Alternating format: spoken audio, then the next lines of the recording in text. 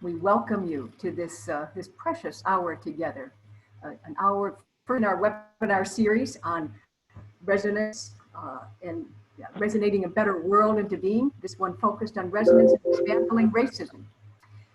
And I am so pleased to be joined today by several members of our IZL community. I'd like to introduce them. And well, here I see in the spotlight Rebecca Ryan, who has managed to get glasses that match her shirt, which I'm just so impressed with. But Rebecca is one of our Zen priests and instructors at the Institute for Zen Leadership. She's also our board chair at IZL. She's a futurist and economist by training, CEO of Next Generation Consulting, and helps cities and local governments find a better future. So welcome, Rebecca. Very glad to be here. Thanks for having me. If you could, Adrian Hampton, Dr. Adrian Hampton, if you could spotlight Adrian. Oh, there we go. Dr. Adrian Hampton is also a Zen priest and instructor with the Institute and a physician at the University of Wisconsin Department of Family Medicine and Community Health. And so happy to have you join us, Adrian. She has her hara belt on, so you're going to see she's going to be ready to demonstrate some things for us as well. So excellent. Also joining us, Dr. Judy Washington. Judy, thank you so much for joining us in the middle of a busy day, and we see the busyness around you. So what an honor to have you be part of us.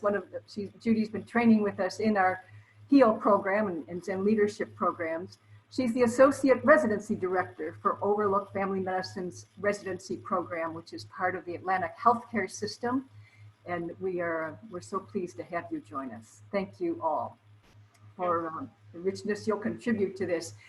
If I could just open us up with a few framing comments around why are we talking about resonance? Why do we put our conversation around resonance around racism even in the context of resonance? Let me just share a few slides with you, a few thoughts with you, so that you can see where perhaps our voice and practices in this may be a little bit unique for you or helpful to you in a new way. That is our sincere hope for this time.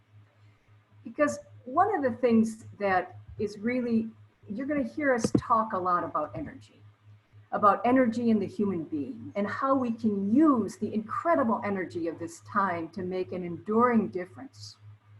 And what the heck am I talking about with energy? Let me be really clear. I was a physicist by training, so this was my first science love.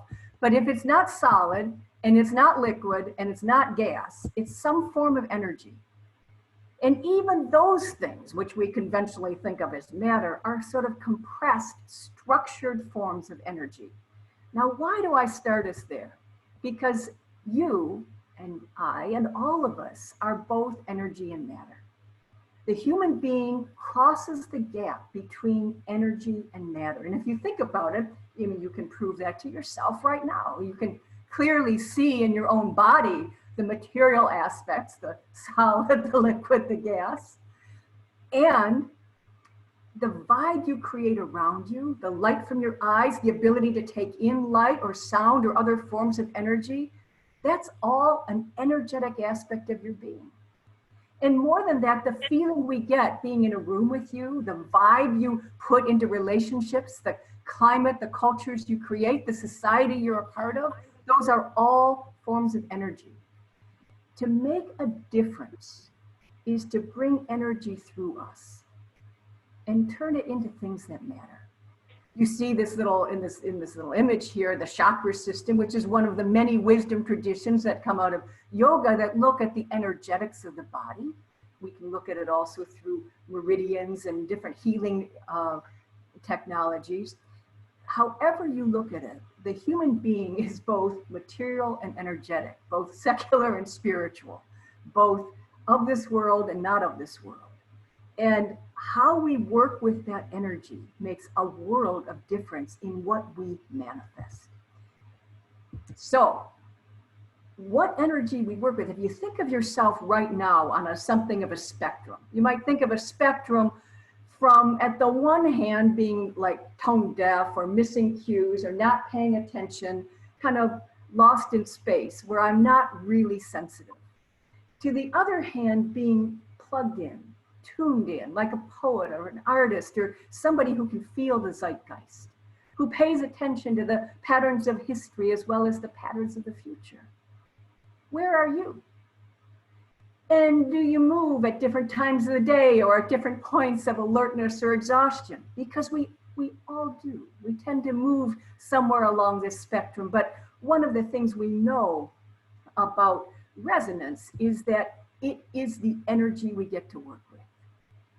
To resonate is to vibrate with something. To vibrate with it, which means we've heard it, we've seen it, it's changing us. And what we pay attention to, what we sense, is the energy we get to work with. So the more sensitive we become, which is one of the things that happens as you do things like train in Zen or Zen leadership, it opens up the senses. The more energy we get to work with, the more we're, in a sense, we're resonating with things. At one end of the spectrum, we're quite constricted. You think about yourself when you're in a hurry or when you're angry or you're focused on something. We tend to miss more then because we're so zeroed in on one thing. Versus when we're in a very relaxed, expansive, sensitive state, we might really open up and see more. So we alternate between these conditions of constricted to expanded. And in a way, that very same state comes into the discussion of racism. Because we could locate on this scale what it means to pay attention to the cues and clues around racism. From people who don't even notice it or claim not to notice it, to people who are starting to see it for what it is and leaning into, wow, I have a lot to pay attention to here, a lot to grow through here, a lot to work through here, if I'm going to be a part of unraveling hundreds of years of oppression. So even our posture to this topic comes from how constricted versus expanded we are, which is where we make connections back into the body. You're going to hear us in this session talk about 4 levels of change, because change always starts with ourselves. It's inside out. At least the change you make starts with you. The change I make starts with me. And then we can affect relationships, systems, and the society around us. But without letting ourselves be changed, we hold things in place. And that's why on a matter like racism, silence is so pernicious, because it holds things in place. It holds old systems in place, systems that reflect a consciousness that may have been true in the 1500s or 1600s, but does not match how we think of ourselves today. As systems and society embody these structural changes, change gets, or as energy takes more structural form, it tends to endure more over time. You can feel this in your own body between thoughts that can change very quickly because they're energetic, versus a habit, like a habit from the way you fold your arms or the way you sit or the way you breathe, which is more embedded in your physical body, that takes longer to change. And likewise, when we start embedding habits in our relationships and systems in society, they can start lasting for generations. And conversely, the amount of energy it takes to dismantle those things, to unwind those things, whether they're breaks in systems that have been in our companies for 20 years, or breaks in our society that have been here for 400. It takes more energy because those changes have gotten embodied in a lot more people. That is why this time is so special, because somehow the energy for big change is upon us. And it takes the kind of unrest we're seeing right now in order to have enough energy to work with. But we can't just leave it out there in some unstructured form, because eventually it would dissipate. What we have an opportunity to do is start bringing it into a structured form that will create a legacy of the society we want. So resonance is a physical fact. How things vibrate is a physical fact, but how you and I resonate, we have a lot of choice in that matter. And there are physical practices. In fact, we'll share with you in this and all of the webinars in this series, some physical practices that help bring out your most resonant self. You can think of yourself as something of a musical instrument. And how you resonate is the impact you have on the world. So what we'll explore in this time together today is what this topic, racism, looks like from a connected, non-dual perspective. We'll explore 4 levels of change in yourself, relationships, systems, and society. And we'll explore practices that you can be a more resonant instrument. So with that, let me stop the share and let's go back to what I'd like to do is bring in other voices to this conversation. And if we could maybe start with Adrian Hampton, if you could spotlight Adrian, Bill. Because I have Adrian, you could lead us off with, you've been training in Zen a good long time. How do you look at this issue in terms of the roots of racism? How do you see it from a non-dual perspective? I think that there's a tension that is sort of what keeps racism embedded. If there are 3 apples and 4 people, there has to be a decision that gets made about how we divide up these resources. And I think that that can be a painful decision if you care about everybody equally. And I think it's easy to then pick people to systematically vilify or devalue so that resource sharing feels adequate and feels just when it's not. But this is a shortcut that we take to figure out how we are going to take care of ourselves, really how we're going to take care of ourselves and others. But it gets hijacked by feeling a need to ration and secure a group around us when the whole universe is a true human body. So that's where I feel this as a very deep sort of root tension. How do I ensure my own survival and the survival of people immediately around me?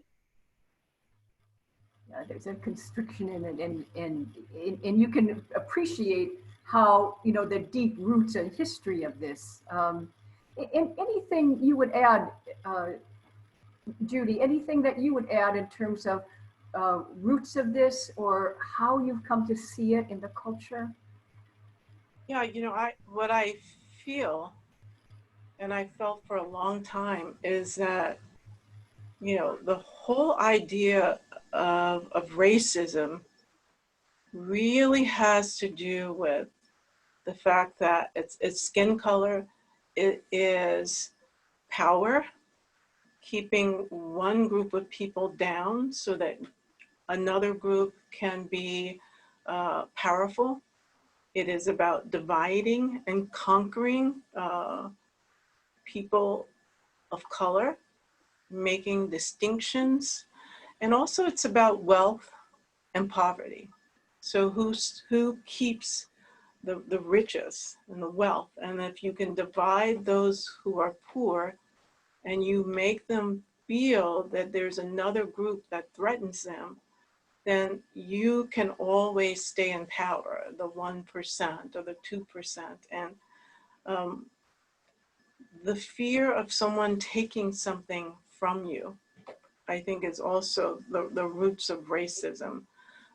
And it runs through everything in this country, from the medical field to law to education. It's everything within this country. It's where we live. It's where we go to school.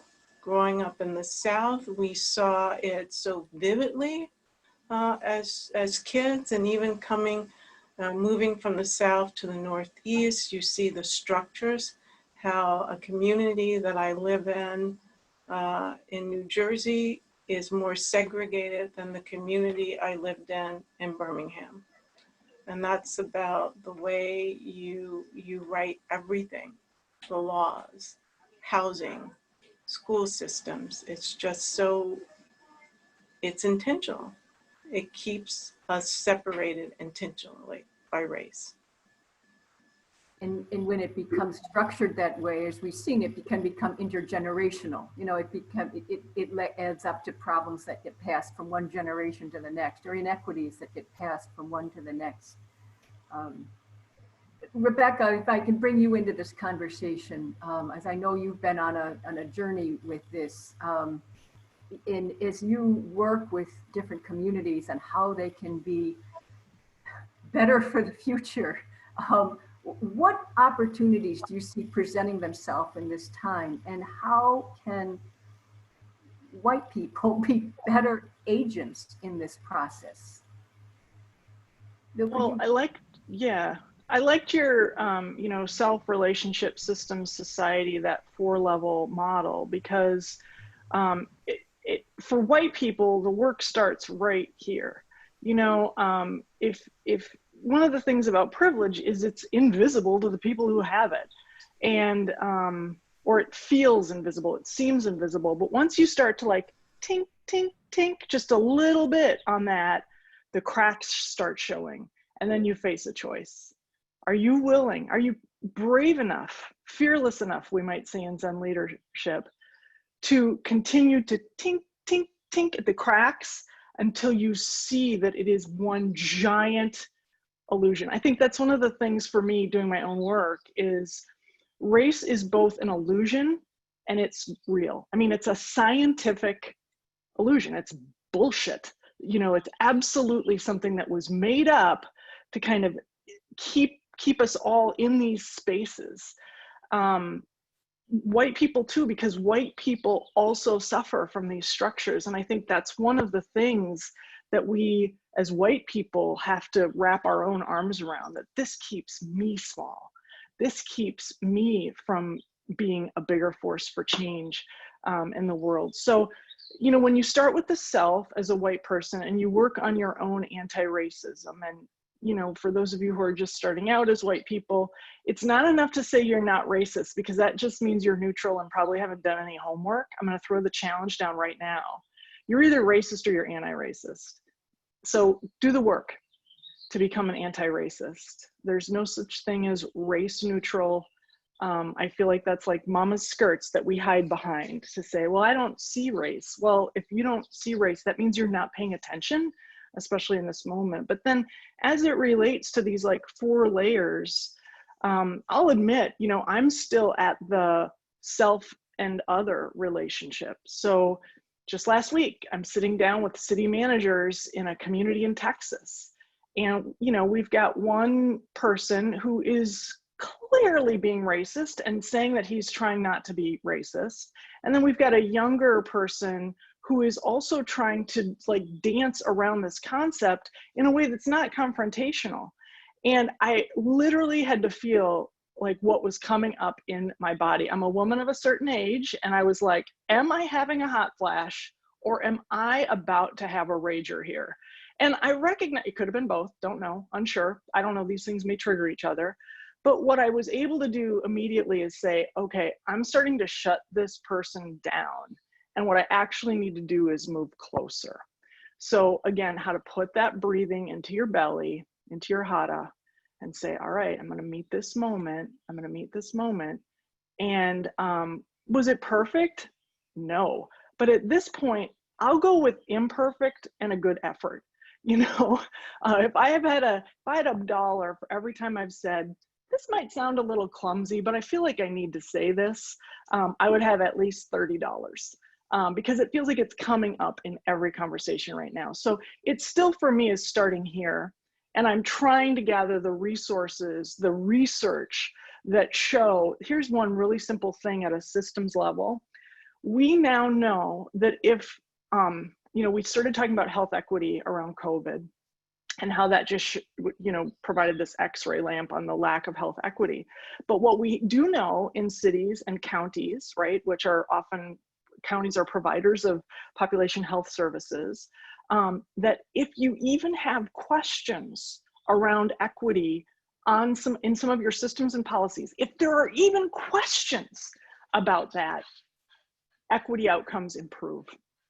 So from a systems level, even raising the question can be enough to improve an outcome. And so I feel like, you know, we are maybe taking our first, as white people, like tentative steps towards understanding this, but I do think there can be some big breakthroughs because some of the answers are already in plain sight.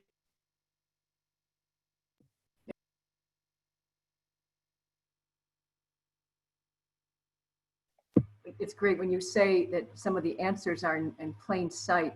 It again, it reminds me almost like of a whole energy system or radio station you tune into, and then suddenly you go like, has this been playing my whole life and I just never noticed it? Yes, yes, it has been. And suddenly you start hearing it, you start seeing it. As Judy was saying, it's everywhere. As you were saying, it's everywhere. You know, Judy, maybe I could turn back to you with the question. If we think again of these 4 different levels of change, what are some examples you're seeing of effective change that we can make toward anti-racism, toward dismantling racism?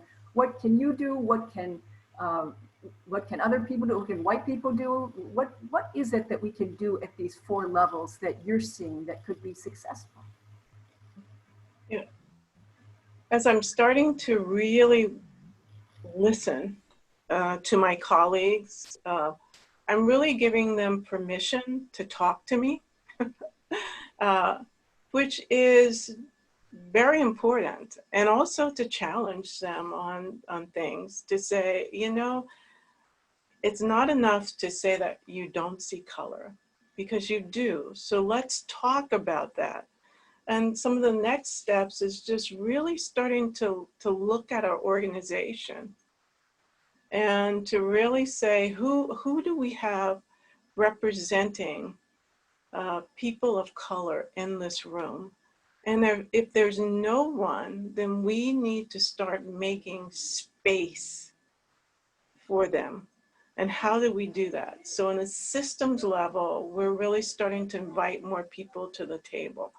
And even looking at medical education, looking at our programs, and this could be for everyone, is to say, how have we built up barriers for African Americans and Latinxes to come into our programs? What barriers have we set up? And one of them was this whole idea of testing. So how do we get rid of this and we start looking at people differently as what they can contribute to taking care of patients rather than satisfying our checklists that really don't mean anything. And then the next thing is, you know, for us, for African Americans, when all of this happened 3 weeks ago now, seeing Mr. Floyd die, and then the next shooting, one of the things that was very apparent and what people were saying is, I am tired and I feel as if I can't breathe. And so really what we were going about is finding ways to re-energize ourselves and to talk about why it is that we couldn't breathe and why we were feeling so tired, and really healing ourselves. So participating in just a group discussion with all of your, with a group of your colleagues of color to talk about this. So we've been talking more and supporting each other as we've been asked to do presentations for our white colleagues, to do presentations to our learners about racism. That has been hard. It has been draining, but supporting each other on every step of the way on all of those 4 levels has really been important these last few weeks. Writing, taking our anger and channeling it into scholarship you know, putting out papers, doing these, all of this in order to re-energize ourselves and to not feel as if we're floundering and that we have to be productive and capture this moment.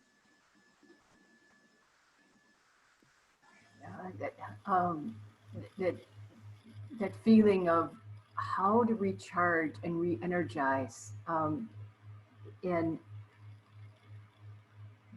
capture this moment. Adrian, let me turn to you. So I think about our training so much and what a big deal we make out of breathing. You know, out of breathing as being right at the core of so much, and contrast that with the I can't breathe message that came out of the terrible murder of George Floyd. As you've experienced this time, what effect does it have on you? And then on the relationships and systems that you touch? As you're experiencing this time, can you speak to its effect on you and then on your relationships and systems? Yeah, its effect on me. I am finding that I am having lights shined on some of my own blind spots, which is incredibly painful. And you know, probably lots of people are experiencing that in their own specific ways. You know, there's sort of this dawning realization that society doesn't look the way it does because of merit. And we can say that, and we can say that, and we can say that, and certainly we have been saying that. But just sort of these blatant murders just make it so that you can't turn away from the fact that society does not look the way it looks because of merit. UW Health doesn't look the way that it looks because of merit. And so how in my own personal life, this is a weird time. I am also up for promotion to associate professor, and I'm being asked to be the site lead at my clinic. And that is something that 6 months ago I probably would have declined. And now I feel like I cannot do that. I feel an ownership over this time and this movement and the space that is being created through greater awareness on lots of people's parts. And so I'm now stepping into this leadership role that I probably would have declined previously. Because I see how important it is for me to be there and be speaking in the way that I speak and be present in the way that I'm present. And so that, you know, and that's gonna change our organization because I will no longer be the only Black residency faculty. I'll now be the only Black site lead. And, you know, the optics of that matter, and that platform matters. And so I'm hoping that this will change the organization for the better, if only because when the brochure gets published and applicants are looking at UW Health, you know, they're going to see me and they're going to see my position, and maybe that will, you know, that will encourage them to give Wisconsin a shot. So, you know, I don't know all the ripple effects that this will have. But that's one very personal way that I'm experiencing all of this. And the other thing I would say is that, you know, I'm really becoming acutely aware of people's sort of that tension of if I'm not part of this white in group, you know, then can I survive? Is there enough to share? Because I feel like people are sort of grappling with this, how can I afford to make things equitable? Can I afford to invest in this? I feel that tension, and I feel like, that resonance really is what is needed to finally destroy the illusion that we are not all sharing energy all of the time, that we are, these separate, isolated entities. Yeah.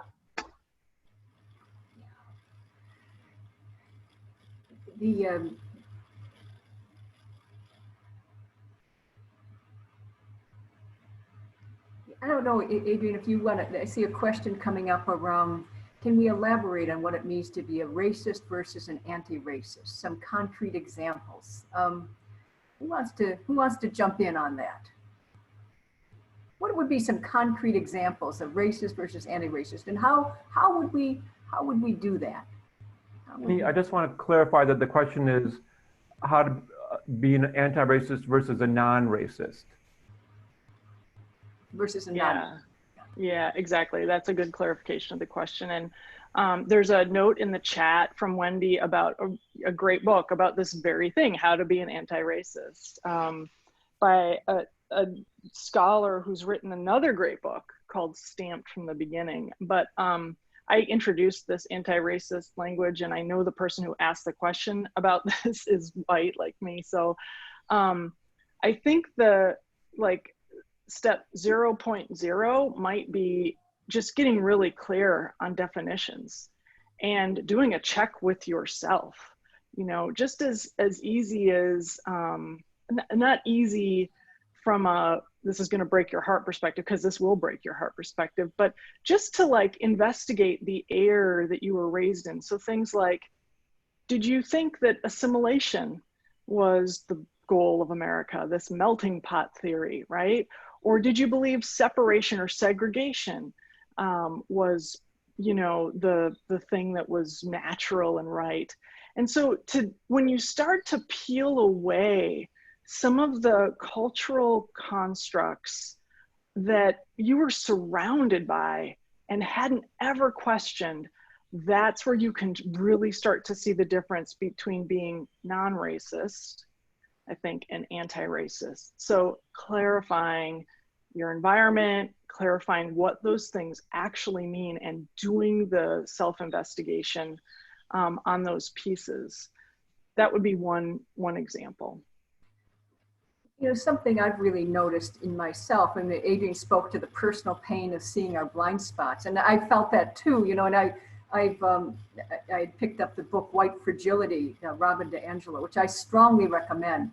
And one of the things she talks about in there is how the discomfort is so natural around racism, because we don't want to get called out, or we don't want to step in it, and all this kind of stuff. And yet, the point that really hit me, it's what do we do with that discomfort? What do we do with that discomfort? It's so much easier to ignore it and turn the radio station, right? I don't want to listen to that station anymore. I'm going to go listen to another one. But that's what holds it in place. That's what I could really feel into in reading this book, is that the little bit of discomfort I have, even in hosting a webinar on resonance and dismantling racism, when I'm not an expert in this subject. I don't feel like I can put myself up as some expert in anti-racism by any means. And yet, that discomfort is something I feel I have to lean into, because we cannot be silent on it anymore. The silence, the nodding along, the allowing the racist joke here, the odd comment there, or or getting into these rooms where big decisions are made and not the right people are in the room, as Judy was saying. Or there's so many examples of it, large and small, that you see when you start, again, that tink, tink, tink that Rebecca talked about, So I'm seeing some chat comments around Eddie Renzo. I don't know if I'm pronouncing your name correctly or not. But if you'd like to come on and make a brief comment, we'd welcome you to do so. In general, we're not opening it up for comments, but I'm seeing you don't want to type something. So let's hear what you have to say. Sure. Good afternoon. My name is Erica DeRenzo. And it's not that I don't want to type something, it's too long to type. Gotcha.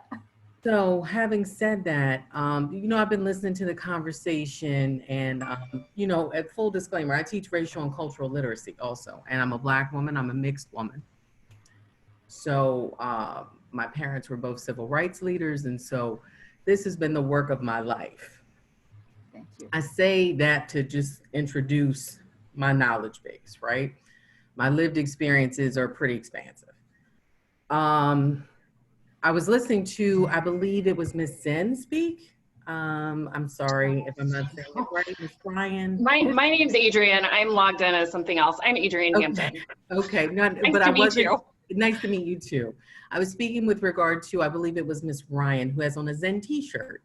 So I heard Miss Ryan speak about anti-racist versus non-racist, and there was just I agree that you should get used to the verbiage in terms of how to speak to race. And I know for a fact that when white people begin to speak more with each other about race and their discomfort and their worry and confusion, that it lessens the stigma attached to talking about race and racism. So it's important that whites are in their own groups, studying, educating, learning, unlearning, undoing, reimagining, and re-educating themselves in their group and removing the stigmas associated with race and racism. You're not as familiar as we are. So we're on the deep end of the pool and white people are on the shallow end of the pool. So having said that, I believe that to call yourself a white ally is incorrect. I also believe that anti-racist is something that some person of color like myself or some other Black person, for instance, or brown person would say that a white person would be anti-racist, because it would then therefore be up to us. Because at any point, because of the socialization and the conditioning of white people, you will fall into tone deafness and color blindness and blind spots. And so I just feel very strongly about that would be something that someone like us would say, like that person would be anti-racist. I feel it's more accurate to say that you're involved with anti-racist work. And having said that, I also feel that that's why you can't type all of that, right? And it's better heard and received when you hear, an audible voice. So, making the effort to get known within your own groups about what it is that your shame and your guilt and your betrayal and your grief, and there's agony and grief, all of those things roll together that white people need to have in your own space, where you're not, ultimately having other people like myself and other Black people, other brown communities that you may feel a certain way about your defensiveness in front of us, right? So in your own spaces, all that is super important, as we need our own spaces to do that just the same. And I would also say respectfully, as Black people, we're exhausted right now. In particular, we're always exhausted, trust me, but we're exhausted right now with what's been going on. It's a month's worth of protesting, which I'm super proud of my people for, amen. However, I will say that asking Black people to answer questions or poke at your curiosity or help you get brave and courageous, it's not our job to do. That's why it's important for you to educate, unlearn, relearn, re-educate, reimagine, and do that in spaces with white people where you can discuss your white conditioning and how that's a great analogy, the chink chink, at the armor, at the glass, where you're, just examining things that are coming to your awareness, right? Moving from awareness into growth, and then really examining where your fears are, and then making efforts to be, involved with anti-racist work is all very important stuff.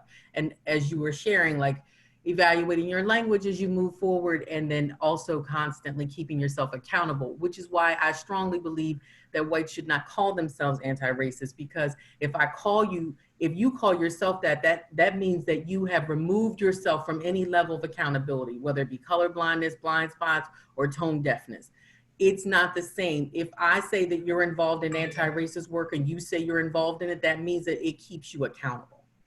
Because it's not possible given that the cyanide-laced Kool-Aid that white people grow up in, let's just call it what it is, to basically say that you all are not conditioned to believe that you're at the top of the food chain and all that goes along with that, right? And so there are times it's going to be more prevalent than others that it's going to come out to you, and then other times you're just going to be like, wow, why didn't I see that or hear that? So that's my contribution. I hope that was helpful.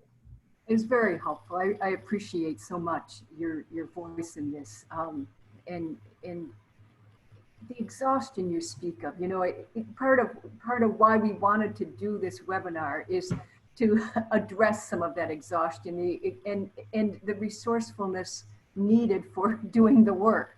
I want to come back to breath and breathing. One of the core practices in Zen training and in Zen leadership is how we work with breath. As Joe Preston said, breath, breathe. As Rebecca said earlier, when we have to lean into this discomfort, when we have something a presence to be in this, if we can sink down and drop into a state of connectedness with our breath versus rise up into our head and get all triggered and upset and uptight, there's a different physical condition and a different vibe that we generate into the world. There's a different presence that we are. And I feel one of the ways we can be in this matter, in this issue, is be the voice of connectedness. This is, again, where resonance has something to offer for this matter of racism. How does change happen? It happens through resonance. It always happens by how we vibrate with different people, with different things, with different conditions. And to get big change to happen on this matter of racism will require 4 things. A perceived sense of necessity. And I think exhausting as it's been, a month of protests is getting through to some people. A perceived sense of necessity. Connection. A sense that we're in this together and we've got to solve it. That we can't go back to what we used to think or to pretend we don't see anymore. It requires personal agency where we have the work to do, as Erica was just outlining for us. And it may be best to do with people like ourselves so that we can work through the rage, trauma, grief that is characteristic to our own experience in this. And the 4th thing is we need to get energy to add up into systems and structures that endure. I want to go back to the self, to the body, as the place where change starts. And Adrian, I want to turn back to you, if I may, and come back to this matter of breath. We always start with breath and we end with breath. And with the lifelong journey is breath. So, Erica, I'm with you. I don't want to put labels on where we are in life so much as acknowledge the journey. And we promise to share some physical practices with you to accompany you on this journey. Adrian, you have on your hara belt. Do you want to say a couple words about hara and its importance, and then why we focus on hara so much in our tradition? So hara is an energetic center just below the belly button. You know, if you were to do an anatomic dissection, you wouldn't find a structure. But this concept was very generously brought to us from Zen teachers from Japan, and this is where we cook our power, where power coalesces, is right here in the lower abdomen. And you can access this area through the breath. It is not altogether intuitive the first time that you try it, but with practice, letting the lower belly relax and just really feeling what that feels like. Even that is an act of resistance in our culture, just letting your lower belly relax and be what it is. And in doing that, we can then feel what it's like when we inhale and the lower belly expands. And then we can feel into when we exhale, can we leave the lower belly expanded? Can we leave this area full and generous? And I would submit that we can. And in doing that, that grounds the energy so that we are then very deeply centered and very deeply connected. And it's a felt experience. So you certainly, you're gonna have to take my word for it, probably in the context of this webinar, but with practice, it becomes apparent that it's a felt experience in your body that everyone can have. My personal experience with this is that it just connects me, grounds me, so that I can always find my breath and be powerful. So I want to show you an exercise that comes from our Zen training tradition to start to access this area. Ginny, is now the time? Yeah, this is a perfect time. This is a perfect time. So Adrian's going to demonstrate a hara breathing, and I encourage you to play along. I mean, why not? You're sitting in your room somewhere watching on a screen. Why don't you stand up? Why don't we all stand up and join her as she guides us through some basic hara breathing exercise. And maybe you'll feel even better coming out of this webinar than you ever felt going into it. So let me just invite you to first start by having feet shoulder width. Relax your knees, just soften your knees and let the weight come to your big toes. And then just take in a gentle in-breath as your hands sort of drift up in front of the body, up to about the solar plexus. And notice Adrian didn't raise her shoulders, just her hands, and then turn the hands over and gently exhale down right through your big toes, right through the lower abdomen. Relax, release, and try that again. Just taking a breath. Let it fill that expansive, generous hara. Turn the hands over and just settle down. Lengthen the exhale. Make it as long and slow as is comfortable. The exhale is the relaxing part of the breath cycle. Beautiful. One more. Just let an in-breath find you. And then connect your big toes. That helps set this hara. Breathe down. Slower, even yet. Excellent. Let the arms drift up on your next inhale. They rise overhead. They drift up. You almost don't know who lifted them. Now connect your big toes and let your arms expand and feel the bigness, the expansive power that is still grounded and centered in your hara. So you can be big and centered same time. I'm doing the first one, up and down center.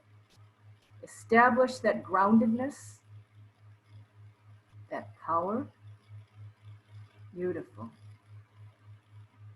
Let the arms drift up. Connect the big toes. Expand. Feel the bigness. How you resonate is a choice. Last set. Up, down, center. Setting the hara, meaning connect the big toes into the earth as you start your exhale. In-breath flows in. Big toes connect. Bigness emerges.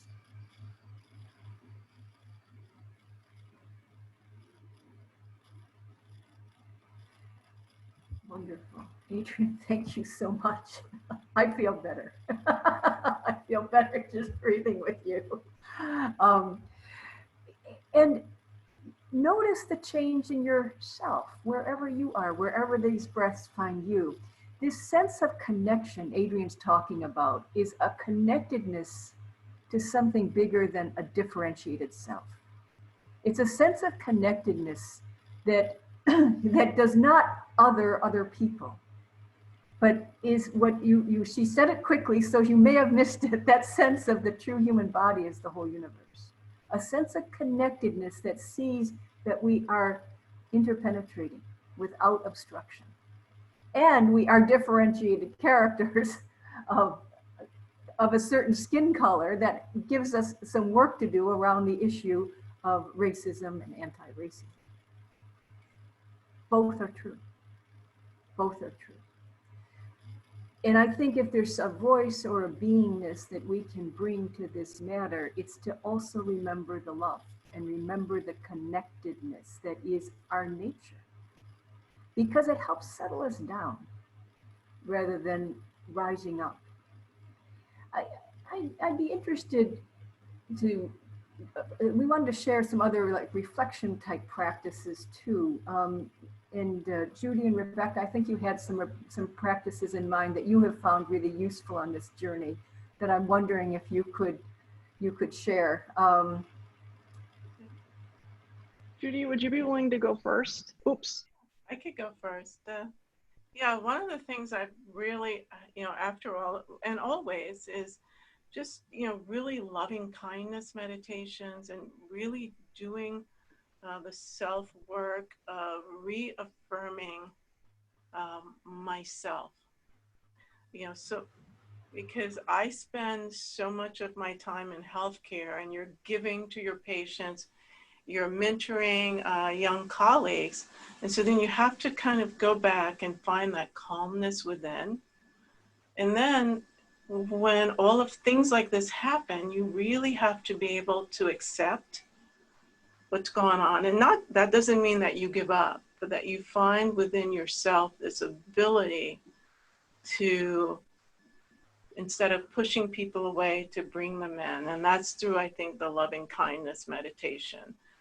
And believe me, in the last few weeks, I've had so many conversations where we've all just been so angry, but yet for myself, having to find that calm where a young colleague is in the middle of a meeting and she texts you and says, I just went off in this meeting, or someone's angry and they're trying to find a way, and to text back and say, just breathe. And I know you can do this because I know your strength. And I think that's helping them find the love for themselves and the kindness there. And I think that's so important for myself, for them, and just channeling all of this energy that we have that could be destructive, because remember, we're talking about careers here. And for us, it's careers in academic medicine, it's being in rooms where it's important for us to be, and we have to find the strength to be there and to stay there and to remain effective so we don't close ourselves out of the room and we can move forward. And I think that's been really important for me. Thank you. Thank you. Rebecca, did you have a practice that you were finding helpful in this journey? Yeah, I think for the folks that I work with, so I work with city managers and city administrators, county leaders, and they're feeling a little hunched over in their bodies and their beings with everything happening. And as you mentioned about constriction versus expansion, we don't tend to make great decisions about the future when we're in that tuck and roll. So literally just trying to help people when we are at these Zoom meetings, right? To say, how wide can you make your chest, right? Can you take a breath that has an incredibly slow exhalation? For me, I think, when you talked about the 4 things necessary for moving forward, necessity, connection, personal energy, and making sure that the energy all adds up. I think about the energy patterns from the focused energy balance indicator. And when I think about my work as a futurist, it's about vision, how wide can we see? And it's about collaboration, the thing that you mentioned. So I think about how can I help people get broad, see that there's something bigger than just today's, helmet fire. And then to realize they don't have to figure this out all by themselves. Like as John Powell says from the Haas Institute, right? we need each other and we have each other. And we can rest in that. You know, we need each other and we have each other. Wonderful. Thank you. Even the dogs are howling about that one. How and you can take this, or we can turn to someone else. But just as we kind of wrap up near the top of the hour, I'm curious, how have you found Zen training or Zen leadership or meditation helpful to you? How does it resource you in this time to be the change you want to be in the world? I've just found it so important. I think it's helped me doing the 2 trainings to really change my leadership style. I mean, I know what kind of leader I am now, and I'm able to bring people in and to try to be, it's helped me, one, overcome my fear. And that is my deep rooted fears. I think we talked about that, is my perfectionism, which actually keeps me grounded, but sometimes can be a hindrance for me. And I think having that training has helped me understand that person and to put that person in the room in a better position. When we're not constricted, that we can make more space for other people as well. I noticed that in my own body, that very much so. Thank you. Yeah. And when we are afraid, we might not register it as fear, but there's always something that's tightening up inside. There's always something tightening up.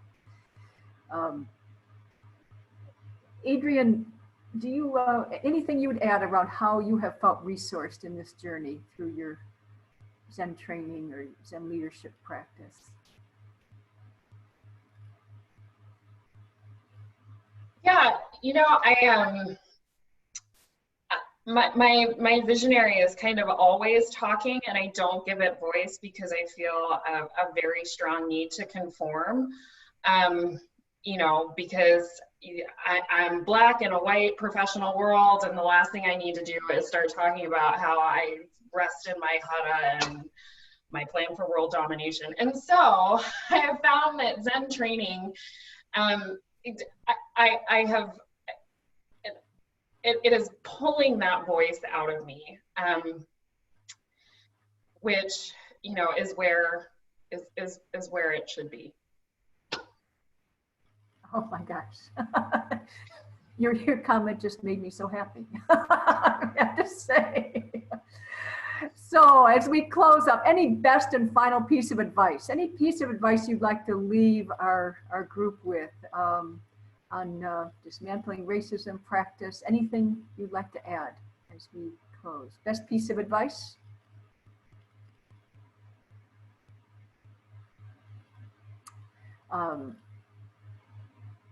I would say to exercise humility and grace, and ultimately, you know, honor the fact that you all need to grieve and mourn too. There's just so much with colonialism and colonization we all struggled and continue to suffer through. Black people never got to experience their rage, really, and their sense of betrayal and grief and heartache over all the experiences connected to slavery and post colonization. And you know, white people have to grieve as well too. And I would just say, you know, honor the sacredness of your humanity, and whatever that leads you to honoring it, do so. I love that. Honor the sacredness of your humanity. You know, I think, you know, when I think about leaders that I admire so much, leaders who have been bigger than the challenges they face, there's something about honoring the sacredness of humanity in them. I think like of a Nelson Mandela in this regard. You know, there's like a loving presence that shows up when a leader like that comes into a room. And can we be that? Can each of us be that? I think that's it's a challenge I put to myself. And as we close today, I want to thank you all for taking an hour of your time, your day. A special thanks to Erica for adding your voice and wisdom to our, I didn't know you before, but I'm so glad to meet you. And, oh, thank you. And my thanks to Judy and to Adrian and to Rebecca for joining me in this conversation. I leave with a warm heart and a gratitude to all of you for creating this time, this space together. We're going to be having another webinar next week as we're going to look at, again, these extraordinary times as they pertain to healthcare, and some of the questions and matters that Judy has raised for us today we'll be digging into next week about how can we create more equitable healthcare systems. How can we bring about, use this incredible COVID time to rethink systems that we're in. And if you'd like to join us for that, please do. We'd love to have you back. And until then, thank you for joining us today. We will be sending out resources following this, a recording of the session, as well as a number of the great resources we have found for the journey, and wish you all the best in your own journey. Honor the sacredness of being human. Thank you. God bless you guys. Bye, everybody. I don't have nails now. Okay, great. We can end the recording and end the call. Thank you so much. Oh, blessings. Peace. Bye-bye.